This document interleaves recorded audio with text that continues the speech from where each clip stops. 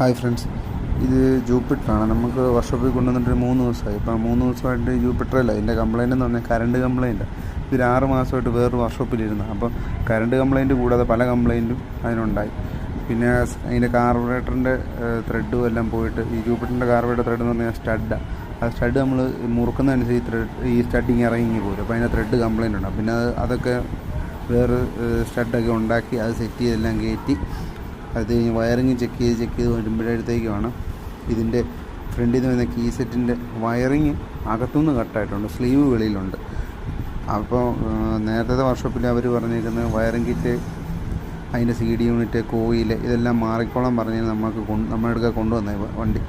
നമ്മളത് wiring kit അത് set ചെയ്ത്, ആ ഒറ്റ പൊട്ടലേ ഉള്ളായിരുന്നു. അത് കംപ്ലയിൻറ്റ് കറക്റ്റായിട്ട് കണ്ടുപിടിച്ച് അത് സെറ്റ് ചെയ്ത് വണ്ടി വാഷ് ചെയ്ത് ബാക്കി കംപ്ലയിൻറ്റുകളുള്ളതെല്ലാം പരിഹരിച്ച് വണ്ടി നീറ്റാക്കി